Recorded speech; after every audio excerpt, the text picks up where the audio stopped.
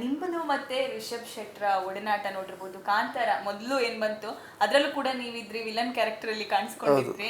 So ಈ ಸಿನಿಮಾದಲ್ಲಿ ಅವರ ಆಪ್ತರ ಪಾತ್ರ ಹೇಗೆ, ನಿಮ್ ಒಡನಾಟದ ಬಗ್ಗೆ ಹೇಳೋದಾದ್ರೆ ಹೇಗೆ ಪರಿಚಯ ಆಗಿದ್ದು, ಹೇಗೆ ಕಾಂತಾರ ಸಿಕ್ಕಿದ್ದು? ಮೇಡಮ್, ಕಾಂತಾರ ಸಿಗೋಕ್ಕಿಂತ ಮುಂಚೆ ನಾನೊಂದು 2019ರಲ್ಲಿ ಅಣ್ಣನ ಜೊತೆ ಜಾಯ್ನ್ ಆದೆ. ಸುಮಾರಷ್ಟು ಒಂದು ಶಾರ್ಟ್ ಮೂವಿ ಮಾಡಿದ್ದೆ.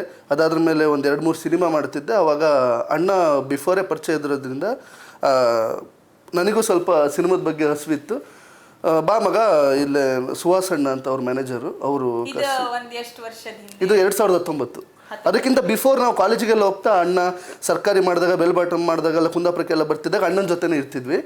ಬಟ್ ಅಣ್ಣ ಮೊದಲಿಂದನೂ ಅಣ್ಣ ಅಂದರೆ ಭಯಂಕರ, ಅಂದರೆ ಅವರು ಆ್ಯಸ್ ಎ ಒಳ್ಳೆ ರೆಸ್ಲರ್ ಅವರು, ಮತ್ತು ಒಳ್ಳೆ ಜೂಡೋ ಪ್ಲೇಯರ್, ಅವರು ಒಳ್ಳೆ ಸ್ಪೋರ್ಟ್ಸ್ ಪ್ಲೇಯರು.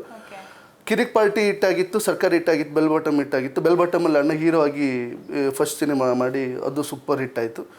ಅದಾದ್ರ ಮೇಲೆ ನಾವು ಅಣ್ಣ ಕರೆದ್ರು. ಈಗ ಆಯಿತು, ನನಗೂ ಸ್ವಲ್ಪ ಜಿಮ್ಮಿಂದು ಐಡಿಯಾ ಎಲ್ಲ ಇತ್ತಲ್ಲ, ನನ್ನ ಜೊತೆ ಟ್ರೈನಿಂಗ್ ಮಾಡಿಕೊಂಡು ನಾನು ಮಾಡೋ ಸಿನಿಮಾದಲ್ಲೆಲ್ಲ ಆ್ಯಕ್ಟಿಂಗ್ ಮಾಡಿಕೊಂಡು ಅಣ್ಣನ ಜೊತೆನೇ ಹಿಂಗೆ ಜರ್ನಿ ಸ್ಟಾರ್ಟ್ ಆಯಿತು ಅವಾಗಿಂದ. ಫಸ್ಟು ಸಿನಿಮಾ ಹೀರೋ ಅಂತ ಲಾಕ್ಡೌನಲ್ಲಿ ಮಾಡಿದ್ವಿ. ನೀವೆಲ್ಲ ನೋಡಿರ್ತೀರ, ಅದು 23 ಜನ ಹೋಗಿ ಮಾಡಿರೋಂಥ ಸಿನಿಮಾ.